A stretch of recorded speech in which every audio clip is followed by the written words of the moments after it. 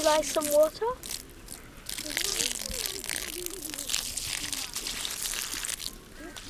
Did you like that?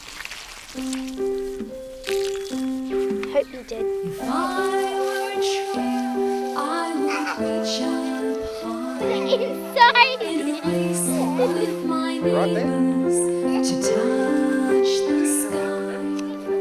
If I were a tree, I would stretch out wide, a village of branches where birds could fly. See how thirsty it is. Geez, it must be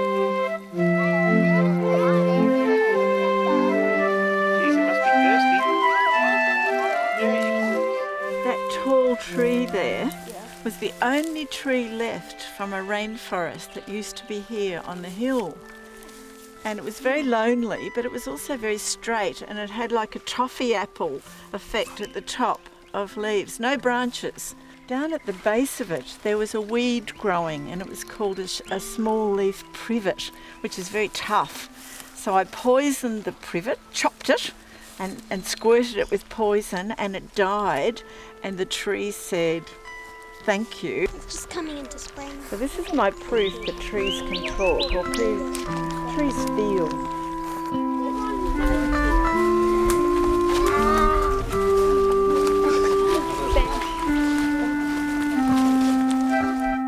Orchard vine. Grab that candle. Here it is. Look, you missed it. It's an orchard vine. See? Well, actually, I didn't really grab the Oh, that's what you said to look out Yeah, that's right. I knew it was near the tree somewhere.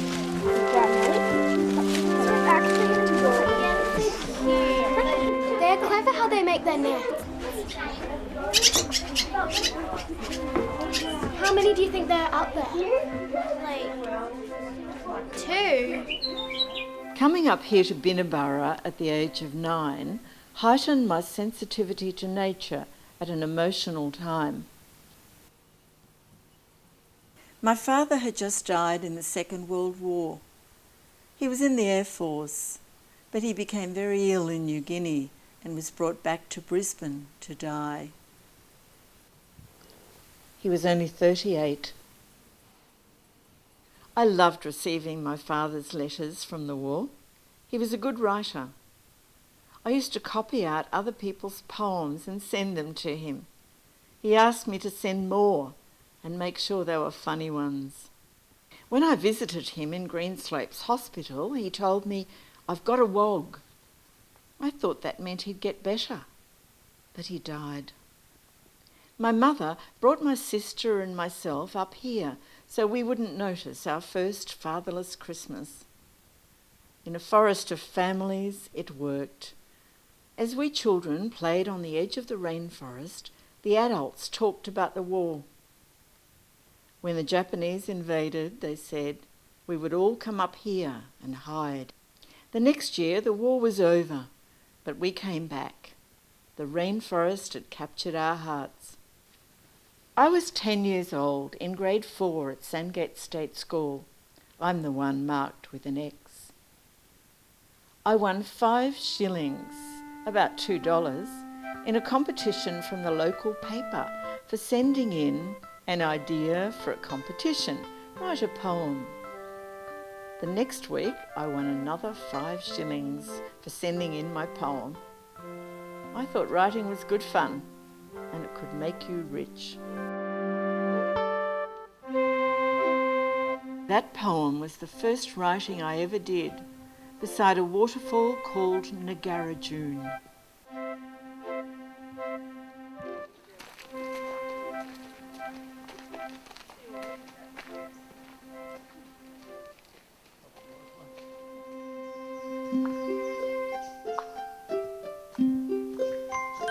Five miles, about 7 kilometres, seemed a long way.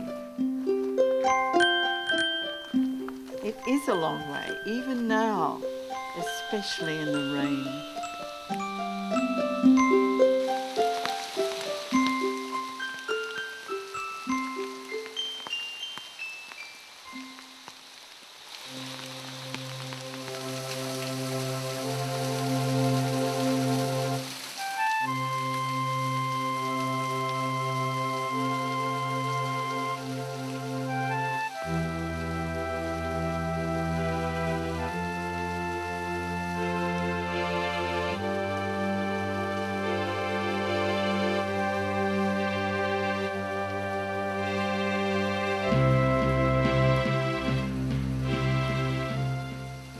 I was being a pain that day.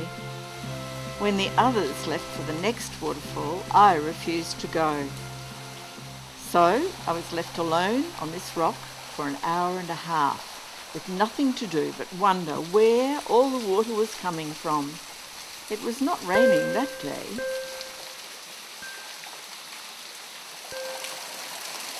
Magic happened. The waterfall told me a poem. That afternoon, back at the guest house, I published it in the visitor's book. A waterfall comes tumbling over the rocks you see. It enters a pool at the bottom by a little palm tree. I still believe in the magic of writing. You don't have to make things up, just listen. Stories and music are all around us in the air. Which one would like to tumble? Which one would like to fall? Over the slimy rocks, over that waterfall. In March 1946, I received this book for my birthday, a story by Michael Noonan about a soldier in New Guinea who was looked after by jungle fairies. When I grew up and had my own children, I took them back to Binnaburra so they could experience the magic too.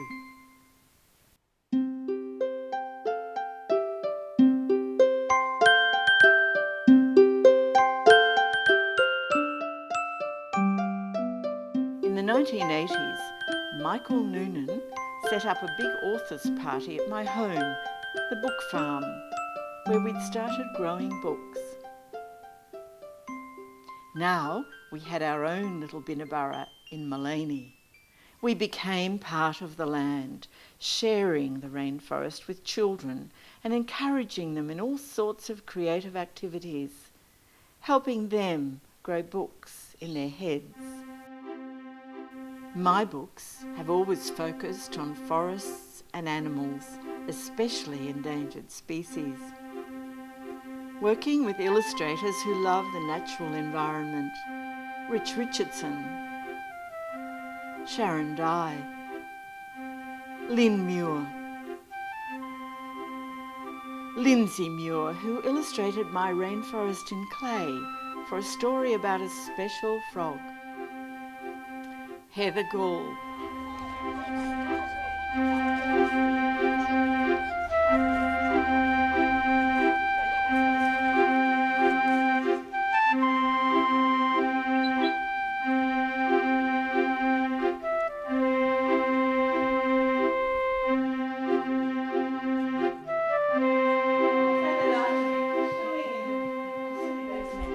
Something was lurking behind those bushes.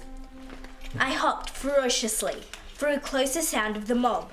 It was mysterious, enchanted and strange when you closed your eyes and listened. Felt so peaceful and quiet. I had never felt like this in a rainforest before. The tree was changing from its luscious green to a faded grey. I had to save it, for I was the only one who knew it was in pain. Trees last longer than all of us. They need to be saved.